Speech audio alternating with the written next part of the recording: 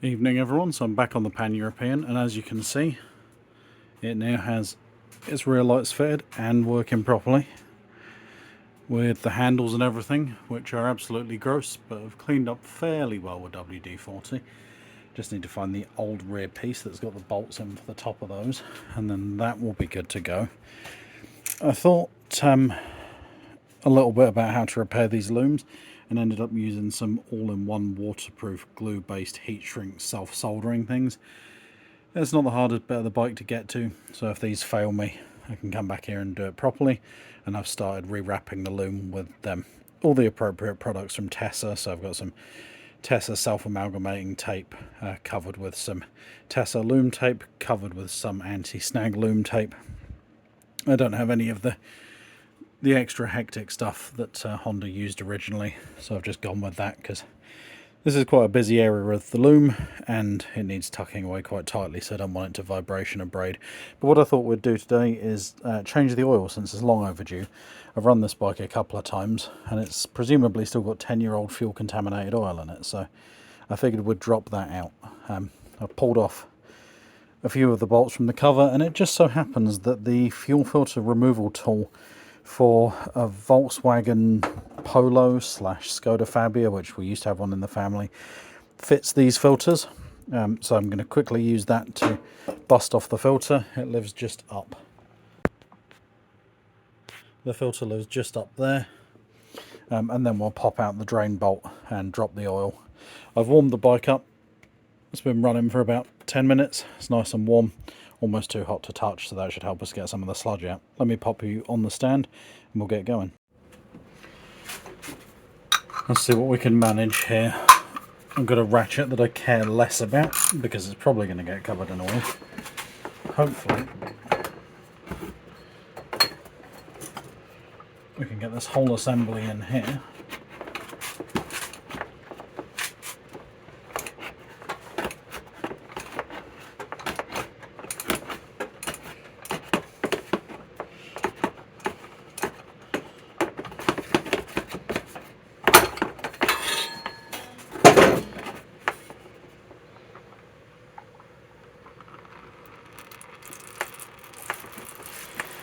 As is common with bikes of this design, the oil is going to run out and hit the exhaust, and so I'm going to have to clean that off with some brake cleaner. Afterwards, anything that has cylinders at the front where the exhaust wraps under, it seems whoever designs the exhaust can't help but make it interfere with the flow of oil when you take out either the sump or the filter.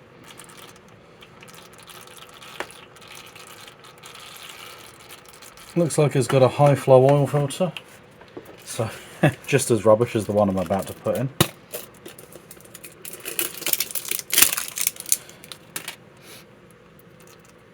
Oh, I've never seen that before. See, they've pre-greased the O-ring. So that means I won't have to get some fresh motor oil on it. I'm not going to try and fill this filter up before I put it on, because it goes on that way and it will go everywhere. So next, I'm going to find the sump drain bolt and we're going to take the rest of the oil out of this bike. Well, it didn't take much finding because it's right on the front of the sump and it's a 17mm bolt. I fully expect this is going to fly out.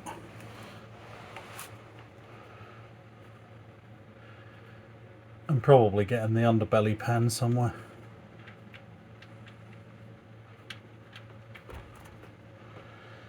Fly out it has. There's quite a lot of oil in this bike, so there's also a chance I'm going to have to pop this plug back in mid-flow, which is always messy.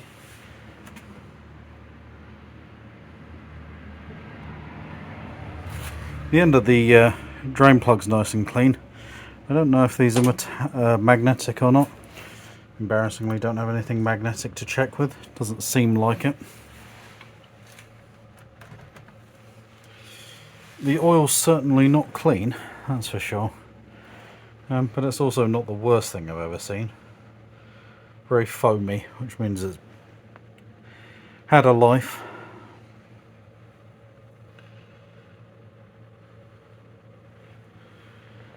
Sure, the old thing will be happy to get some new oil in it. So we'll leave that to drain out for a bit. When I started up and ran it, I noticed it was popping back through the carbs a little bit, so I think we've probably got some dirty pilot jets to address, would be my guess. That certainly used to be the thing. When I had my previous Pan-European, it had dirty pilot jets for a long time because I was too nervous of taking the carbs off of it to clean them, and then when I eventually got round to it, it turned out not to be as big a task as it had been made out to be. So yeah, I think that probably needs doing on this as well. Once again, the garage light, perfectly on time, putting me in the dark. The light's on a sensor, and I have a button at the front of the garage that overrides it, stops it from turning off on me. Do I ever remember to press that button before I start working? Nope.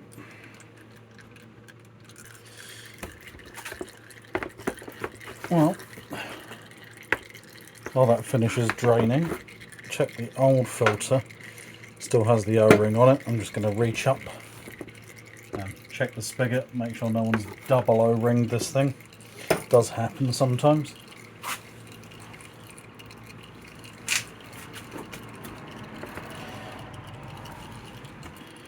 Spin you around, you might be able to see what I'm doing. So just going in with a cloth, making sure the mating surface for the filter is clean.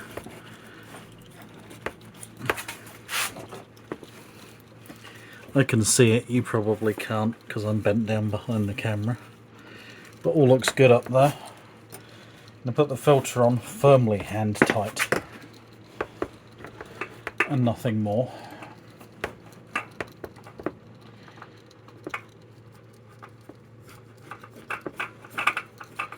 Contrary to popular belief, oil filters do not need to be tightened with the power of the Incredible Hulk.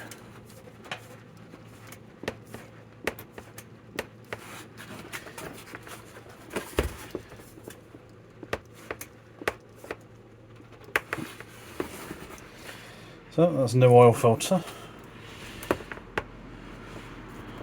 Oh, you can't see it, can you? That's right there.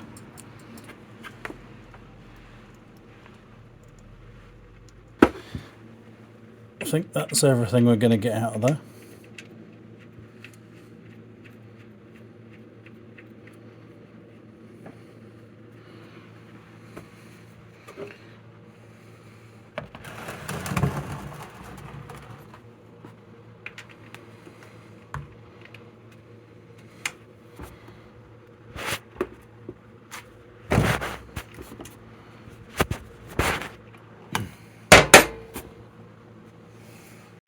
Right, time for some of the cheapest oil I could find on the internet.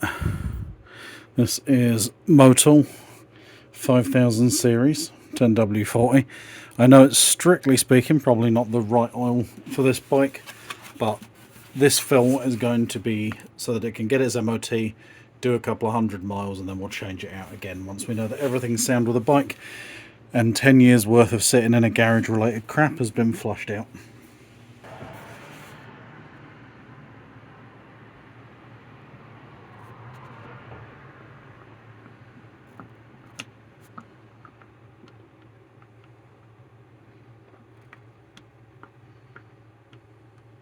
If you turn the bottle on its side like this, it helps the air get in past the oil that's coming out.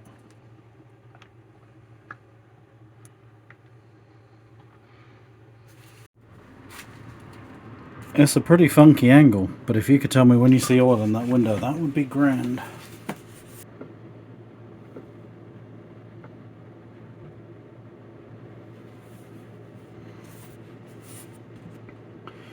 There we go, the sight of clean oil in the sight glass. I'm going to go up to the full mark.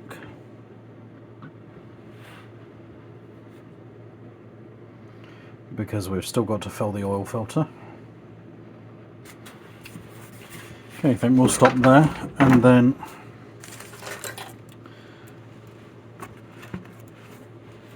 I'm going to take the lazy route, I think, and just pull the spark plug caps so that the bike doesn't start. And And we'll give it a crank until the oil light goes out. Make sure we get everything filled back up again. Hopefully while we do that, you should see the oil level drop.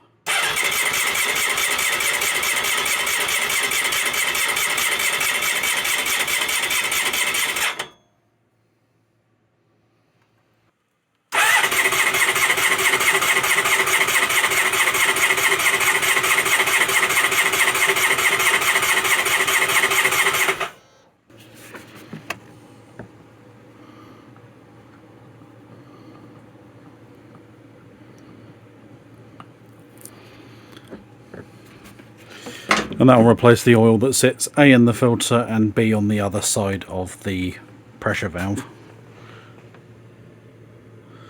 There you go, we're about midway up, so I think we'll leave it there and we'll start it back up. I would have been happier to see the oil pressure hold for a little bit, rather than the light immediately come back on when I stop cranking it, but it has got 60,000 miles on the clock, and I'm not about to rebuild the engine unless it absolutely needs it. There we go. It should start when we crank it now. Probably be smoky because I'd imagine all that cranking has sucked a load of fuel down into the cylinders.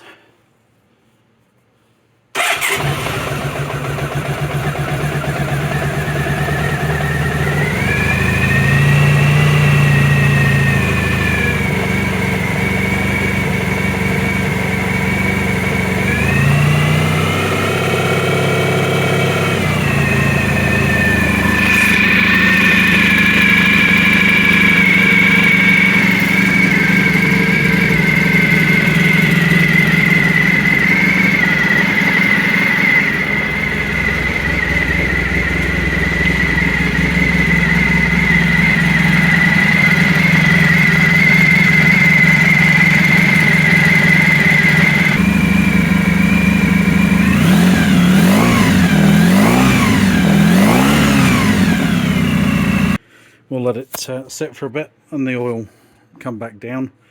I'd imagine this bike is a check it when it's cold bike, but yeah, sounds a little bit sweeter actually, didn't it?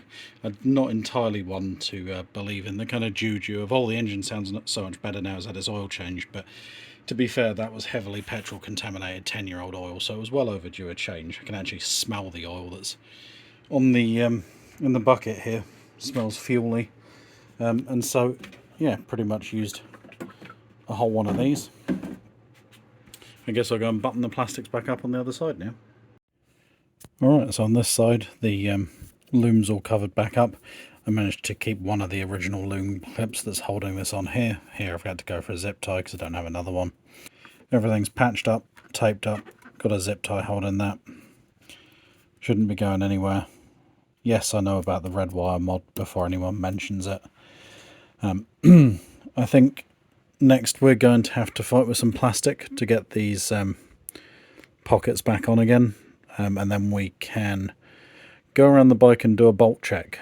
Before this thing goes on the floor and before it moves a foot, I need to go around and make sure I've done up all of the bolts that I've undone while I've been working on it and forgotten to tighten back up again.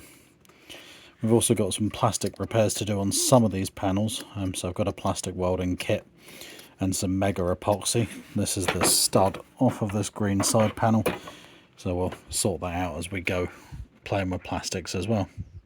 For the time being though, I'll call it there. Sorry it's been a short one, but work calls and haven't had much time to get in the garage this week, so see you next time.